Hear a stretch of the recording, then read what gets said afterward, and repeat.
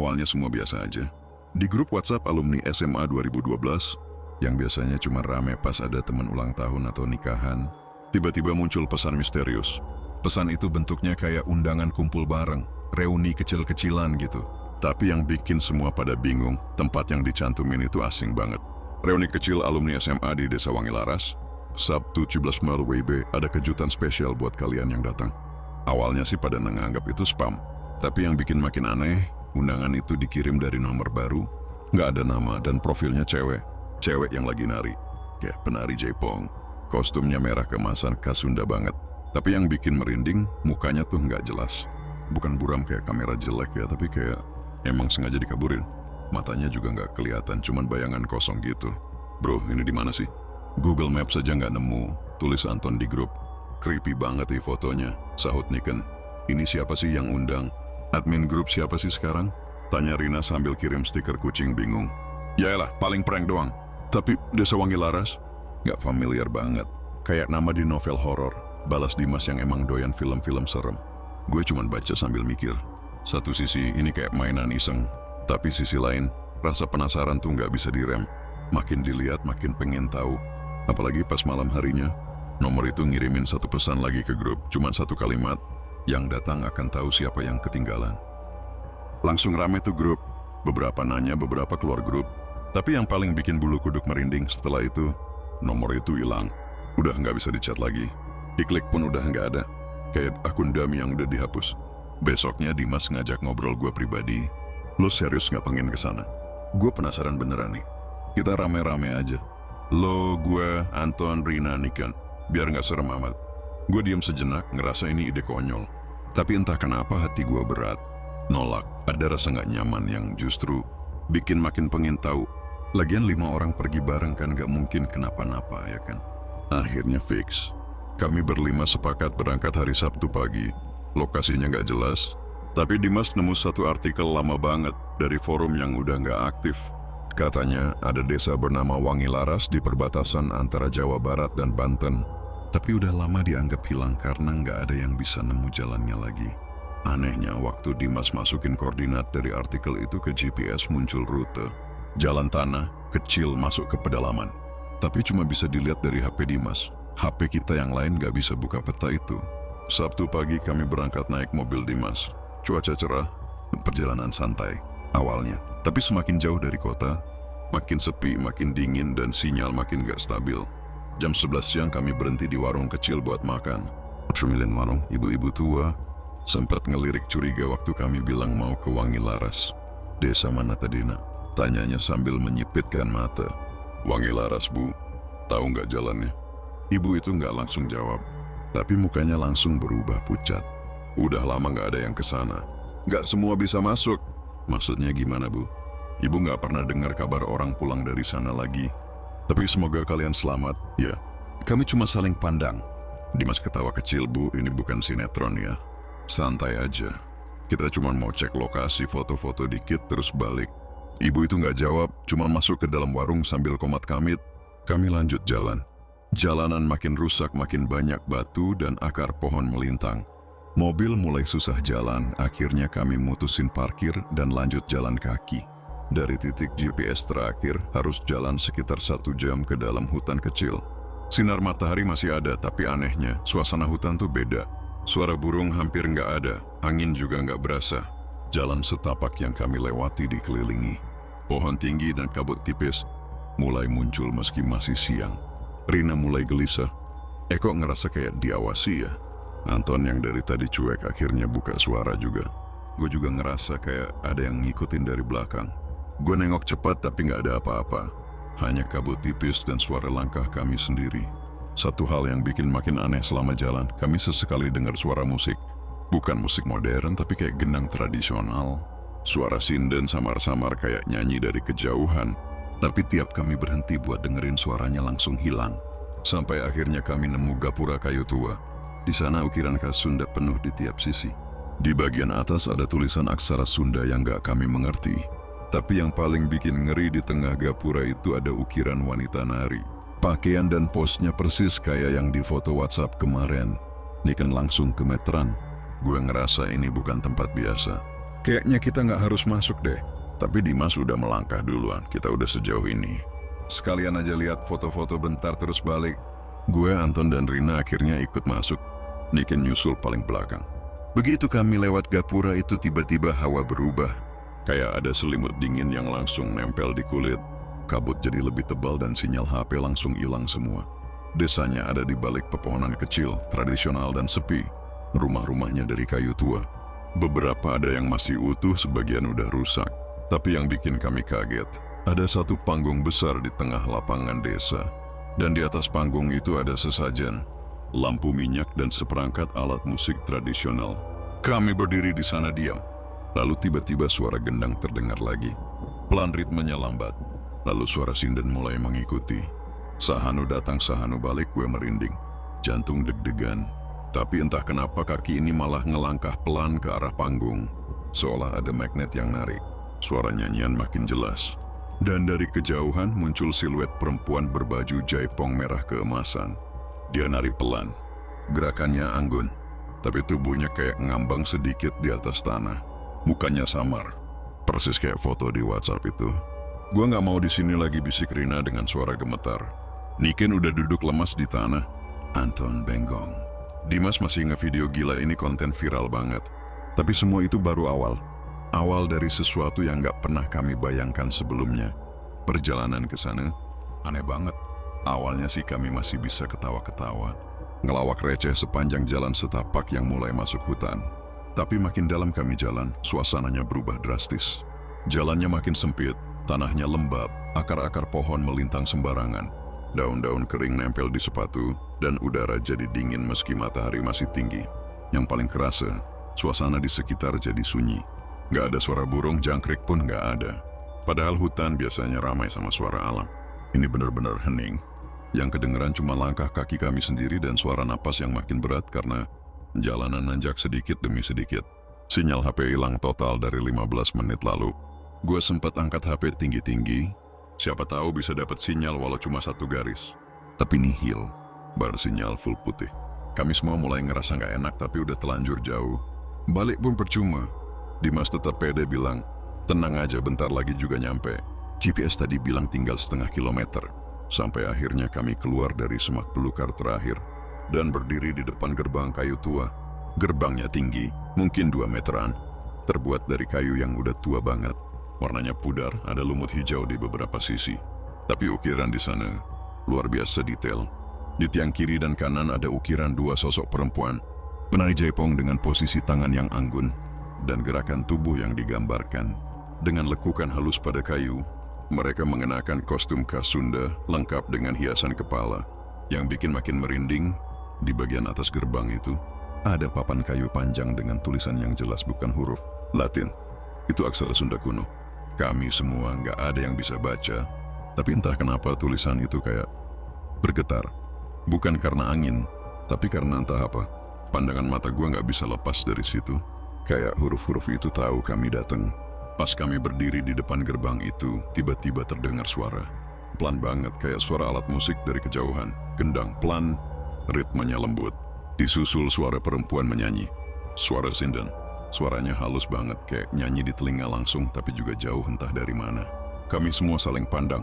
Rina langsung peluk tasnya erat-erat. Kalian denger juga kan? Denger, jawab gue pelan.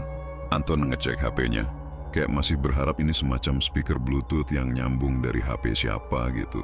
Tapi nggak ada sinyal. Musik itu bukan dari alat elektronik. Rasanya terlalu alami, terlalu nyata. Dan yang bikin bingung, kami belum masuk ke dalam desa. Musik itu datang dari balik gerbang kayu itu. Akara desa mungkin? Kata Dimas, mencoba sounding santai. Jam segini? Tanya Niken lirih. Baru jam 3 sore. Kok dari luar udah kedengeran ya? Gue gak bisa nahan buat ngomong. Biasanya kalau acara suaranya lebih ramai. Ini kayak nyanyian buat manggil sesuatu. Tiba-tiba Rina melangkah mundur. Cek! Gak enak nih rasanya. Kami semua diam. Angin tiba-tiba bertiup pelan tapi dinginnya beda. Dingin yang menusuk sampai ke punggung. Aroma dari angin itu juga aneh. Bukan bau daun tanah atau kayu, tapi ada wangi bunga melati yang terlalu tajam. Bukan wangi alami, tapi wangi yang bikin kepala agak pusing. Seolah wanginya terlalu sempurna. Gue lihat ke belakang, jalan yang tadi kami lewati mulai diselimuti kabut. Pelan-pelan tapi pasti, kayak nutup jalan buat balik. Kita udah di sini, kata Dimas akhirnya. Sekalian aja masuk. Nggak sopan juga kalau cuma berdiri doang.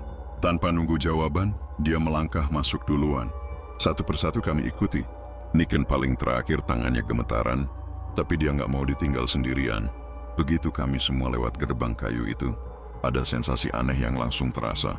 Bukan sekadar hawa dingin, tapi kayak ada semacam batas yang kami lewati. Seperti masuk ke dunia lain. Langkah kaki kami terasa lebih berat, udara lebih tebal. Matahari yang tadi masih terlihat perlahan kayak meredup. Padahal belum sore-sore amat. Suasana jadi kelabu, langit kayak tertutup awan, dan kabut makin pekat. Desanya mulai terlihat jelas. Kecil, sederhana, rumah-rumah kayu dengan atap ijuk atau jerami. Beberapa rumah masih kelihatan kokoh, sebagian lain seperti sudah lama ditinggal. Tapi anehnya, tidak satu pun rumah itu terlihat terbuka. Semua pintu dan jendela tertutup rapat. Gak ada suara manusia, gak ada ayam. Gak ada suara binatang peliharaan sama sekali. Tapi, musik Jaipong itu masih terdengar. Sekarang lebih dekat. Kami terus jalan menyusuri jalan setapak yang mulai berubah jadi batu-batu kecil. Di sisi kiri kanan ada pohon bambu yang berdiri rapat. Anginnya pelan tapi suaranya nyaris seperti bisikan. Suara sindennya masih sama, tapi sekarang melodinya mulai berubah. Lebih pelan, lebih melankolis, kayak lagu duka. Di tengah desa ada lapangan terbuka, dan di sanalah kami lihat panggung kayu sederhana. Terbuat dari papan yang udah kelihatan tua, tapi masih kokoh. Di atasnya ada alat musik gamelan, seperangkat kendang, dan lampu minyak kecil di tiap sisi. Ada kain merah yang digantung di atas panggung, dengan motif batik kuno yang gak pernah kami lihat sebelumnya. Di depan panggung itu, kosong, tapi ada bekas tikar, dan kursi-kursi kayu kecil yang tertata rapi, seolah pernah dipakai untuk acara besar. Suara musik berhenti. Kami semua otomatis berhenti jalan, diam. Lalu, dari balik rumah paling ujung, muncul satu sosok perempuan. Dia berjalan pelan ke arah panggung. Jalannya anggun, kepala sedikit menunduk. Bajunya merah keemasan. Bajunya sama persis dengan foto profil WhatsApp kemarin. Dia naik ke panggung, lalu berdiri tegak di tengah. Perlahan mengangkat kedua tangannya ke samping dan mulai menari. Tariannya indah banget. Gerakannya lembut, penuh makna. Tapi ada yang aneh, kakinya gak nyentuh lantai. Dia melayang sedikit, sekitar 5 cm dari papan kayu. Mukanya gak kelihatan. Rambut panjang menutupi sebagian wajahnya, sisanya kabur, kayak gak fokus. Kami semua membatu. Gak bisa ngomong, gak bisa gerak, cuma bisa nonton. Musik mulai lagi. Gendang berdetak pelan, sinden mulai bernyanyi lagi. Tapi kali ini dengan lirik yang lebih jelas. Sahanu datang, Sahanu balik. Nu nonton moal balik. Nu nyebut bakal ilap. Niken jatuh terduduk, Rina mulai menangis. Dimas masih berdiri, tapi wajahnya pucat banget. Anton mulutnya setengah terbuka, kayak pengen ngomong tapi gak bisa. Gue, jujur, kaki gue gemetar. Tapi mata gue gak bisa lepas dari penari itu. Dia berhenti nari, lalu tiba-tiba menoleh ke arah kami. Muka yang tadi samar sekarang terlihat jelas. Matanya putih semua. Senyumnya kecil, tapi menyeringai. Dan dia melambaikan tangan ke arah kami, pelan. Seolah berkata selamat datang. Malam itu kami tiba di desa saat langit mulai gelap. Kabut tipis masih menyelimuti sekitar, tapi di tengahnya, cahaya obor dan lampu minyak mulai bermunculan dari rumah-rumah. Kayu yang tertutup rapat siang tadi. Kami pikir desanya sepi, tapi ternyata mereka sedang menunggu. Beberapa warga perlahan keluar dari balik pintu rumah. Mereka berdiri di pinggir jalan, mengenakan pakaian adat Sunda yang indah tapi kelihatan sangat tua. Warna-warnanya sudah agak pudar tapi masih kelihatan elegan. Ada yang pakai ikat kepala, ada yang memakai kebaya dengan selendang batik kusam. Wajah-wajah mereka tampak ramah tapi kaku. Senyumnya tipis, hampir seperti dilukis. Matanya tidak menatap langsung ke kami. Beberapa malah seperti melihat tembus pandang. Mereka mengangguk pelan sambil menunduk. Tapi tidak ada yang menyambut dengan suara. Hening. Tidak ada sapaan. Tidak ada percakapan. Seorang pria tua menghampiri kami dan memberi isyarat tangan, menyuruh kami mengikuti. Tidak bicara sepatah kata pun.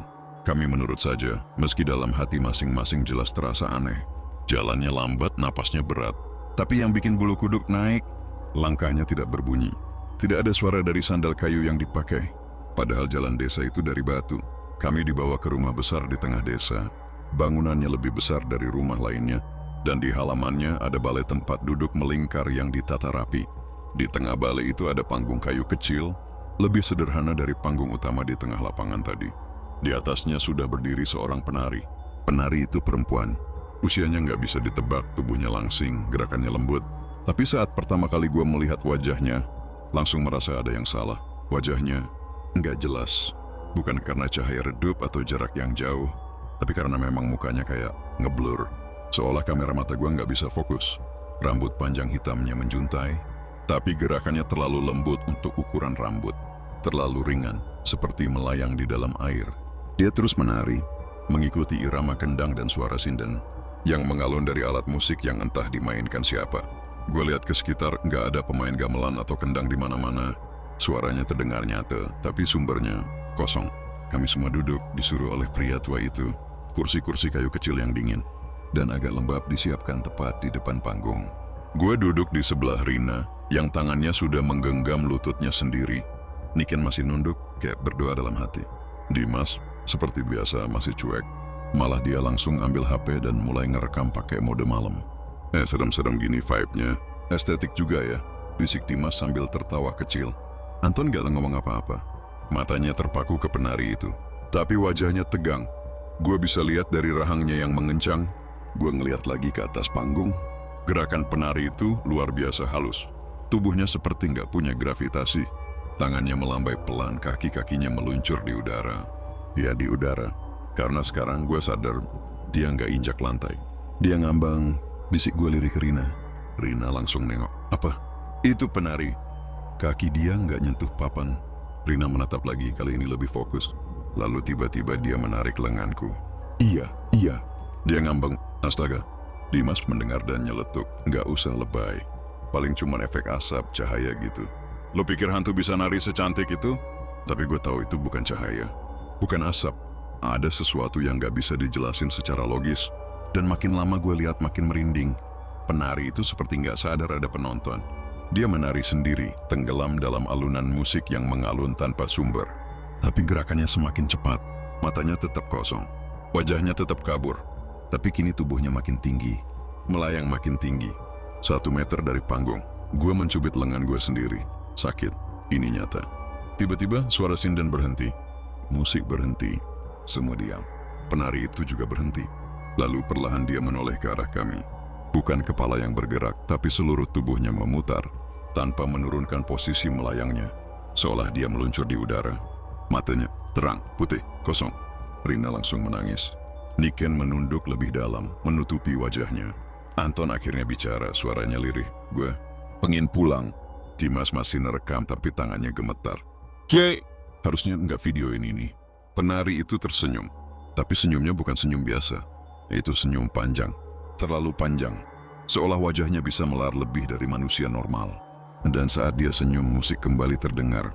Tapi bukan dari alat musik. Musik itu muncul dari sekeliling kami, dari tanah, dari tiang kayu, dari rumah-rumah di belakang kami. Dan kemudian, semua warga desa ikut keluar. Tapi yang bikin gue dan teman-teman nggak bisa bernapas adalah mereka semua keluar sambil nari. Gerakan yang sama, wajah yang sama, kabur, kosong. Gue berdiri spontan. Kita harus keluar dari sini. Tapi kaki gue berat. Bukan karena takut, tapi karena tanah di bawah kami mulai terasa lengket, kayak menahan. Rina bangkit tapi langsung jatuh. Niken mulai baca-baca doa. Anton berdiri tapi nggak bisa jalan. Dimas mencoba berhenti merekam, tapi HP-nya nggak bisa mati. Layarnya stuck di rekaman. Ini bukan manusia, gumam Anton. Penari utama di panggung turun perlahan, turun tanpa melangkah. Tubuhnya melayang sampai ke tanah. Dia berdiri di depan kami. Jaraknya nggak sampai 3 meter. Gua nggak tahu dari mana datangnya keberanian, tapi gua teriak, siapa lo? Mau apa? Penari itu diam. Tapi kemudian dia angkat tangannya, menunjuk satu persatu. Dimas, Niken, Anton, Rina, dan terakhir gua. Lalu dia berbalik, melangkah kembali ke panggung. Tapi kali ini bukan sendiri. Dari balik rumah keluar 5 sosok lain. 1 perempuan, 2 laki-laki, 2 perempuan lagi. Mereka nari, tapi gerakannya canggung, kaku. Tapi wajah-wajah mereka, gue nyaris jatuh pingsan.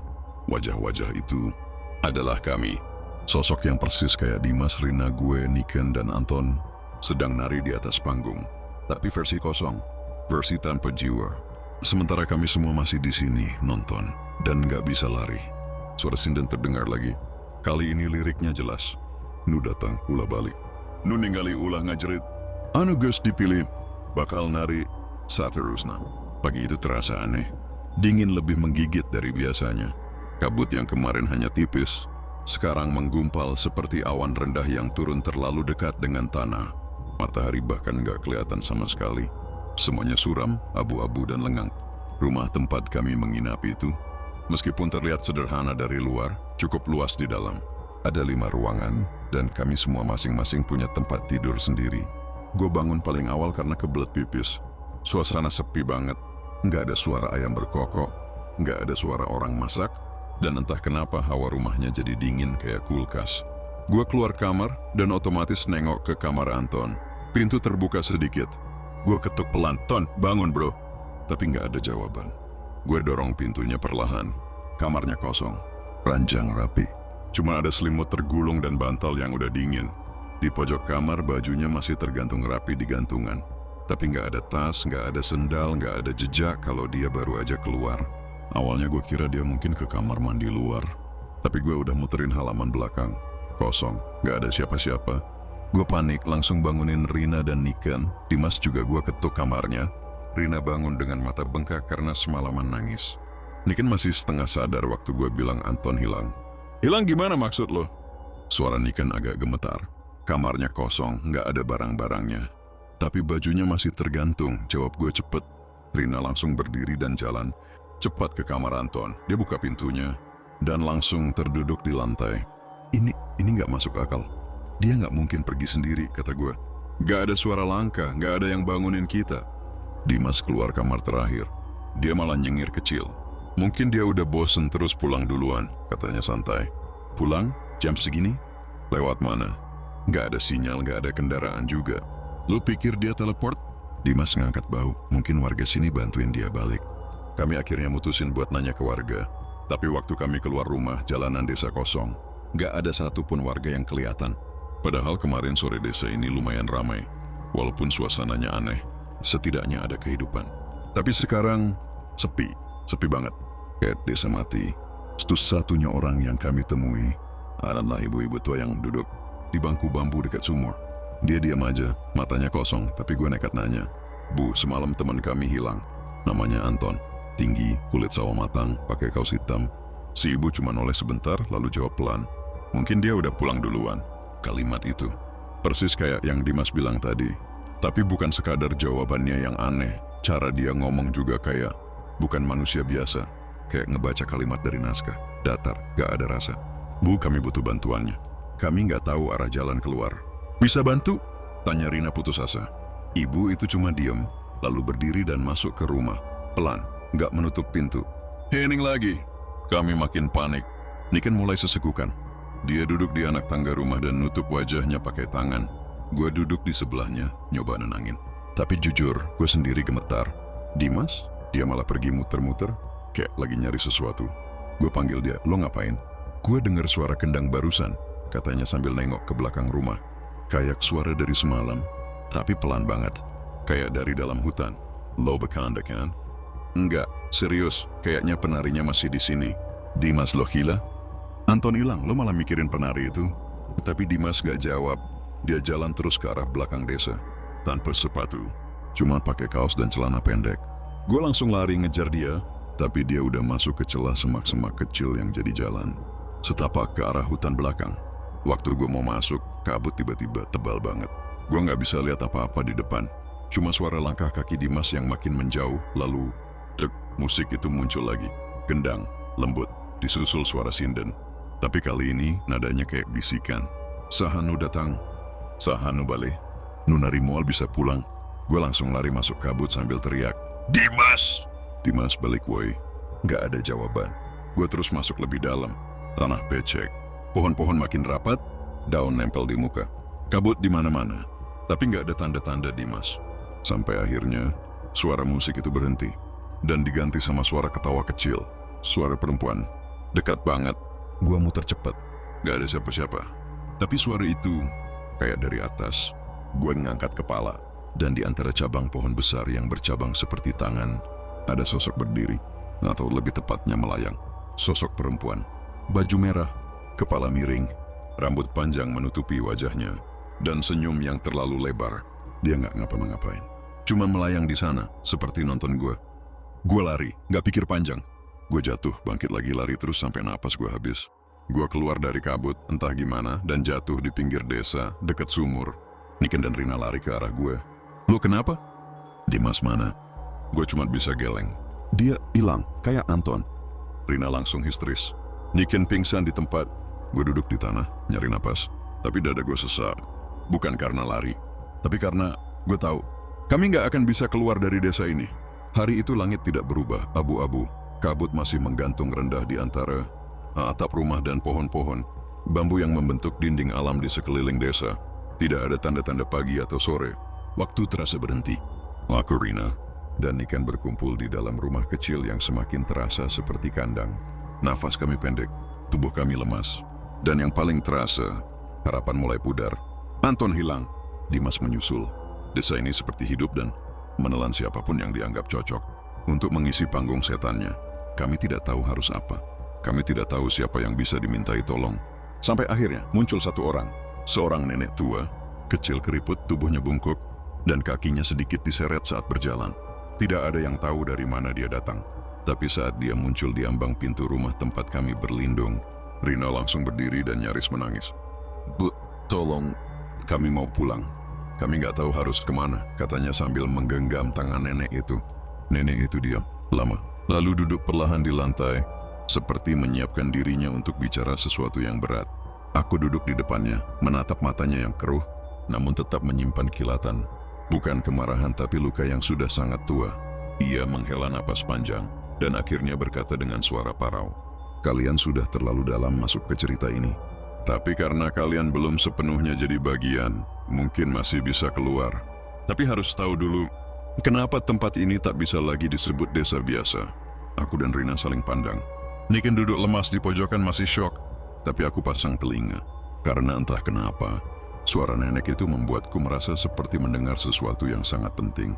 Dulu, tempat ini bukan bernama Wangi Laras. Namanya Kampung Karanggantari, sebuah desa kecil yang terkenal karena satu hal, tariannya. Di sini hampir semua anak perempuan belajar menari dari kecil, tapi dari sekian banyak, cuma satu yang paling menonjol, namanya Sekar Laras. Waktu nama itu disebut, bulu kuduku langsung berdiri. Aku sudah pernah dengar nama itu, dalam sinden, dalam bisikan, dalam lirik lagu yang kami dengar sejak masuk desa. Sekar Laras bukan penari biasa, lanjut si nenek. Dia bukan hanya indah saat menari, tapi tubuhnya seperti hidup bersama musik. Gerakannya bisa bikin orang terdiam. Tapi justru itu yang jadi awal kehancuran. Nenek itu memejamkan mata. Mulutnya bergerak pelan seolah menahan emosi yang sudah puluhan tahun tertanam.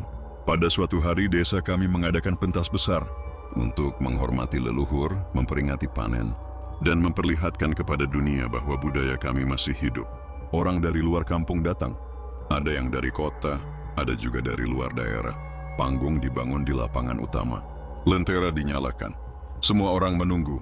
Sekar Laras seperti biasa menjadi puncak acara. Nada suaranya makin berat. Tangannya gemetar pelan. Tapi penonton malam itu bukan seperti biasa. Mereka tidak datang untuk menghargai.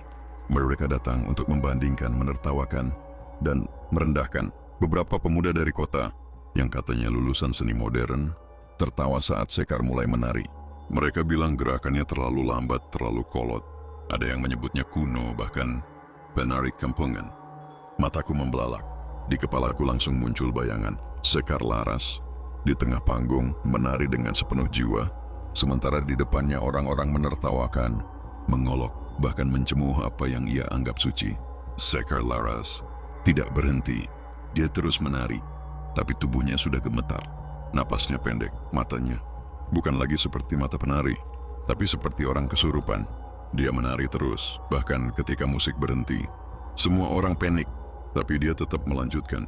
Sampai akhirnya, tubuhnya jatuh di tengah panggung, dan dari bibirnya keluar satu sumpah. Nenek itu menatap kami. Mata tuanya kini terlihat seperti bara. Siapapun yang tertawa, menghina, atau mengganggu tarianku akan menari bersamaku selamanya. Napas kami tertahan. Sejak malam itu, tubuh Sekar Laras dibakar dengan upacara adat. Tapi tidak ada abu, tidak ada bekas, jarak dan tubuh. Dan sejak malam itu juga, desa kami menghilang dari peta. Bukan karena pindah, tapi karena dikunci. Tidak semua bisa masuk dan tidak semua bisa keluar. Aku menelan ludah. Rina gemetar, air matanya jatuh. Niken menutupi mulutnya, menahan tangis. Nenek itu lanjut berbicara dengan suara lebih pelan, seperti sedang menceritakan dosa besar. Orang-orang yang tertawa malam itu, satu persatu hilang. Gak ditemukan. Tapi bayangan mereka terlihat menari. Di malam-malam tertentu, seperti dipanggil. Dan setiap beberapa tahun, selalu ada tamu yang dipanggil lewat cara aneh. Lewat mimpi, lewat undangan, lewat sinyal yang hanya bisa dibaca oleh mereka yang dipilih. Tiba-tiba aku ingat, undangan WhatsApp, nomor asing, foto penari jaipong, tidak ada nama. Gak semua tamu langsung ditangkap, kata si nenek. Kadang, Sekar Laras hanya ingin tahu siapa yang cukup menghargai tarian, siapa yang sekadar nonton karena penasaran, dan siapa yang menertawakan, merekam, atau menyepelekan. Napas gue memburu. Dimas, dia nerekam. Anton sempat bilang tarian itu bikin ngantuk. Gue juga sempat bilang suara sindennya kayak bisikan mimpi buruk. Apa itu cukup untuk dianggap menghina? Kalian masih hidup karena kalian belum tertawa, kata si nenek. Belum menghina. Tapi kalau kalian menonton sekali lagi dan tidak menghargai, maka kalian akan ikut nari sampai tubuh kalian lupa siapa kalian. Dan jiwamu dipakai untuk mengisi panggung Sekar Laras. Tiba-tiba dari kejauhan terdengar suara kendang. Sangat pelan, tapi iramanya mirip detak jantung. Berdegup pelan tapi dalam. Si nenek berdiri perlahan. Sore ini kalian harus sembunyi. Jangan keluar apapun yang kalian dengar, apapun yang kalian lihat. Kalau kalian lihat bayangan, jangan tatap matanya. Kalau kalian dengar suara, jangan jawab. Kami mengangguk, tapi hati kami tak tenang. Malam pun turun lagi, dan suara sinden kembali mengalun di kejauhan. Malam itu adalah malam paling panjang dalam hidup gua. Setelah semua yang terjadi, Anton dan Dimas menghilang. Niken yang tak lagi bicara dan cuma diam sampai akhirnya juga hilang entah kemana. Dan nenek misterius yang datang, lalu menghilang seperti kabut. Tinggal gua dan Rina, kami ngumpet di balik tumpukan alat dapur di belakang rumah yang kami tempatin. Gua pegang tangan Rina terus. Dia gemetar, matanya bengkak tapi tangisnya udah habis. Kayaknya kami berdua udah gak bisa nangis lagi. Yang tersisa cuma rasa takut dan firasat buruk yang makin nyata. Tapi malam gak kasih kami kesempatan buat bersembunyi lama-lama. Sekitar jam 8 malam, saat angin mulai bertiup lebih dingin dan kabut dari luar, rumah makin tebal sampai masuk ke sela-sela kayu jendela. Ada yang ketuk pintu, tapi bukan seperti ketukan biasa. Ini serempak, 3 kali pelan, lalu sunyi. Lalu ketuk lagi, dan lagi. Irama yang sama, seperti kendang. Gue pegang tangan Rina makin kencang. Tapi Rina tiba-tiba berdiri. Wajahnya kosong, mata lurus ke arah pintu. Jangan, gue bisik. Jangan buka. Tapi pintu itu terbuka sendiri, perlahan, tanpa suara. Kabut menyelinap masuk kayak tangan dingin yang mengajak kami keluar. Dan di luar sana, berdiri warga desa, banyak puluhan orang. Dengan pakaian adat yang sama seperti malam-malam sebelumnya. Tapi malam ini lebih rapi, lebih lengkap, lebih sakral. Mereka nggak bilang apa-apa. Cuma berdiri diam dengan wajah datar, lalu membalikkan badan perlahan, serentak, seolah-olah mereka ngasih sinyal, ikuti kami. Gua dan Rina berdiri terpaku. Mau kabur nggak bisa, mau lawan nggak tahu harus ngelawan apa. Dan tubuh kami entah gimana mulai bergerak sendiri mengikuti langkah mereka. Bukan karena dipaksa, tapi seperti ditarik oleh sesuatu yang tidak kelihatan. Kaki kami berat, tapi bergerak. Nafas kami pendek, tapi terus berjalan. Dunia terasa makin jauh, makin senyap, makin asing. Mereka membawa kami ke lapangan desa, tempat yang sempat kami lewati sebelumnya. Tapi sekarang berubah. Panggung kecil di tengah lapangan. Itu dihias lebih megah. Ada kain-kain batik merah darah menggantung. Lentera minyak menyala di setiap sudut panggung. Gamelan ditata rapi, meski tak satu pun orang duduk memainkannya. Tapi suara alat musik sudah terdengar. Halus, lirih, ritmenya pelan. Tapi semakin lama semakin cepat. Ada suara sinden juga. Lembut, seperti bisikan dari balik dinding dunia lain. Kami disuruh duduk. Warga desa semua duduk rapi di atas tikar pandan yang entah dari mana munculnya. Mereka tidak bergerak, tidak bicara. Seperti patung hidup. Gua dan Rina duduk di bagian depan, paling depan, tidak bisa mundur, tidak bisa menolak. Dan pertunjukan dimulai. Lampu-lampu lentera redup seketika, musik gamelan berhenti. Semua hening selama beberapa detik. Lalu satu sorotan api dari obor menyala ke panggung, dan seorang penari naik. Gue langsung nahan napas. Badan gue kaku. Itu Niken. Pakaiannya adalah pakaian penari jaipong adat. Selendang merah keemasan melingkar di pinggangnya. Hiasan kepala berbentuk bunga-bunga kuno. Gerakannya anggun, sempurna, tapi wajahnya kosong, sangat kosong. Matanya memandang lurus tanpa ekspresi. Senyumnya kaku, bibirnya tipis dan pucat. Tapi dia terus menari. Gue dengar Rina terisak di sebelah gue. Niken, itu Niken. Bisiknya pelan banget, kayak takut didengar. Gue pegang tangannya erat. Tapi belum selesai gue bicara, penari kedua naik ke panggung. Itu Dimas. Dia juga pakai pakaian adat, tapi lebih maskulin. Gerakannya mengikuti irama musik, tapi terlalu sempurna, terlalu halus. Kayak boneka wayang yang digerakkan benang tak terlihat. Matanya sama seperti Niken, kosong, tidak ada rasa, tidak ada jiwanya. Nggak mungkin, bisik gue. Mereka berdua menari bersamaan. Gerakannya sinkron, saling mengisi, saling berputar, saling melengkapi dalam keheningan musik. Gamelan dan suara sinden yang semakin menghantui. Lalu penari ketiga naik. Gue langsung berdiri. Jantung gue nyaris copot. Tenggorokan gue seperti tersedak. Itu Anton. Dia pakai baju penari laki-laki.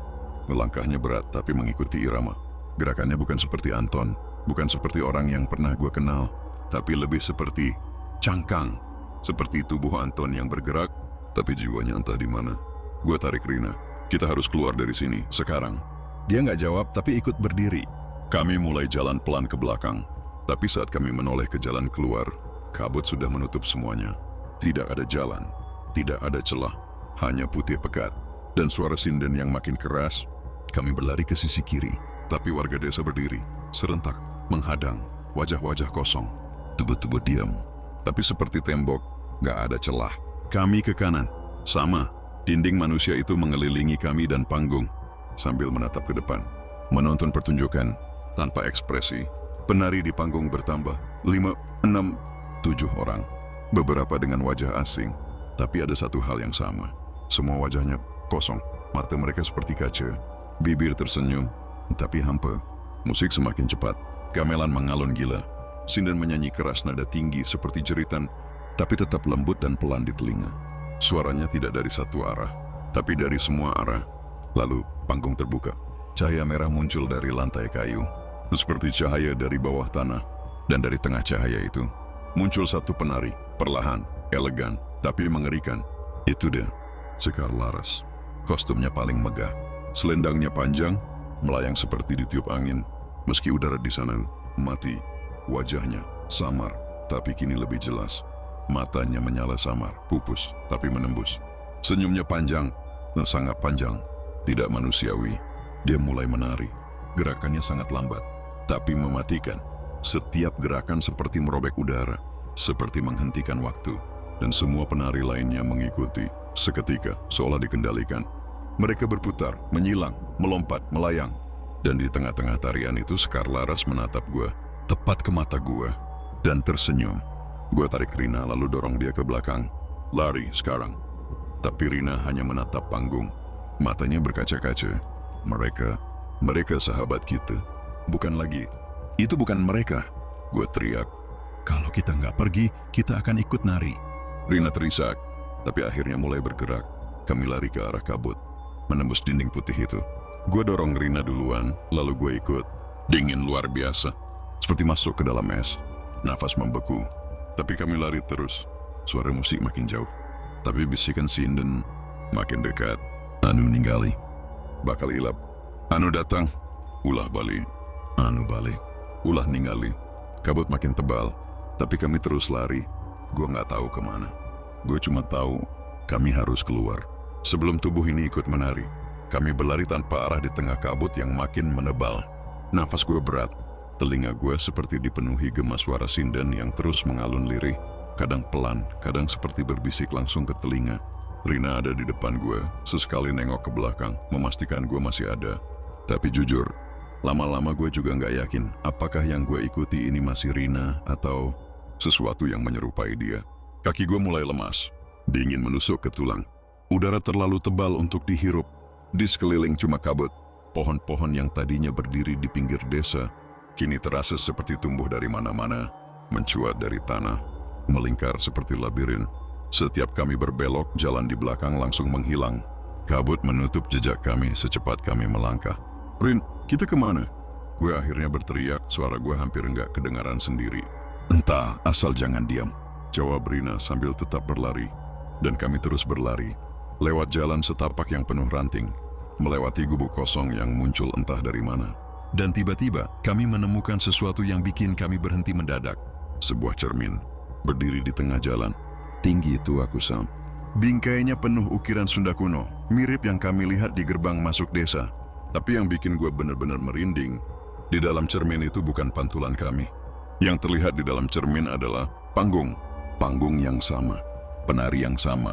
Dan gue gak bohong, gue melihat diri gue sendiri sedang menari. Di samping Rina, di samping Dimas, Anton, dan Niken. "Astaga!" Suara Rina lirih. Kenapa? Kenapa kita ada di situ?" Gue mundur pelan. Gak tahu harus nangis, marah, atau teriak. Gue bahkan gak tahu lagi apakah tubuh ini masih punya kendali penuh. Tapi saat gue ngelihat ke mata gue, di dalam cermin yang sedang menari, sambil tersenyum gue sadar, itu bukan gue. Tapi itu bisa jadi gue. Kalau gue salah langkah sedikit aja. Tiba-tiba, suara langkah kaki datang dari belakang. Pelan, teratur, seolah tanpa beban. Kami refleks menoleh, dan dari balik kabut, muncul dia, Sekar Laras. Wujudnya kini makin jelas. Bajunya berkilau merah gelap, selendang panjang melayang seolah hidup. Kakinya nggak menyentuh tanah. Rambutnya hitam panjang dan sedikit mengambang seperti tenggelam di dalam air. Tapi yang paling mengerikan adalah matanya. Putih, tak berkelopak, menyala samar. Seperti obor arwah. Dia tidak berjalan. Dia meluncur perlahan, mengarah ke kami. Rina pegangan lengan gua. "Kita harus pecahin cermin ini," katanya gemetar. "Lo yakin?" "Kalau itu gerbangnya, kita harus tutup." Gua ambil batu di pinggir jalan. Tangan gua gemetaran. Tapi gua tahu kami nggak punya pilihan lain. Gua lempar batu itu sekuat tenaga ke cermin. Prak! Cermin pecah. Tapi bukan kayak kaca biasa. Bukan cuma retak. Tapi pecahannya melayang ke udara dan berubah jadi asap hitam menyebar ke segala arah. Dan bersamaan dengan itu, kabut di sekitar kami mulai berguncang, kayak pusaran. Tanah bergetar, udara mengeluarkan suara desis panjang, dan jeritan banyak orang dari berbagai arah dari masa lalu, dari tempat yang enggak bisa dijelaskan. Sekar Laras berhenti. Dia memiringkan kepalanya, lalu tersenyum. Tapi bukan senyum bahagia, itu senyum kecewa. Dan dia mulai menari. 1 langkah, 2 langkah, tangannya terangkat. Lalu perlahan, dunia di sekitar kami runtuh, pohon-pohon hilang, tanah retak, kabut menyatu jadi langit hitam. Dan kami merasa seperti jatuh. Bukan jatuh dari ketinggian, tapi jatuh ke dalam cerita, ke dalam memori, ke dalam sesuatu yang bukan milik kami. Semua gelap, hening, lalu cahaya terang. Matahari pagi, suara ayam, udara hangat. Gue terbangun di sebuah terminal tua, duduk di bangku kayu. Rina ada di sebelah gue. Tertidur, matanya sembab. Di depan kami ada papan besar bertuliskan "Selamat datang di Terminal Cibungur." Gue langsung bangun dan mengguncang Rina. Rina, bangun. Kita di luar. Kita balik!" Rina membuka mata perlahan. Begitu melihat sekeliling, dia langsung memeluk gue dan menangis keras. Gue juga gak bisa tahan. Kami benar-benar keluar dari desa Wangi Laras. Kami gak tahu gimana caranya kami sampai ke terminal itu. Gak tahu jam berapa. Gak tahu hari apa, tapi yang jelas kami selamat. Setianya tubuh kami. Kami berjalan keluar terminal, dan begitu dapat sinyal HP, kami langsung cek grup WhatsApp alumni. Tapi grup itu sudah gak ada, hilang. Gue cari nama Dimas, Anton, Niken, semua gak bisa ditemukan. Seolah-olah mereka gak pernah ada. Rina buka galeri HP-nya, kosong. Semua foto dari perjalanan itu hilang. Tapi ada satu video, berdurasi 10 detik, kami putar. Isinya panggung, musik Jaipong, dan 5 orang penari. Tapi wajah mereka semua buram, kabur. Dan di akhir video, kamera menyorot penari utama, Sekar Laras. Dia menatap ke kamera, lalu tersenyum, dan berkata pelan, "Anu datang, bakal balik duit."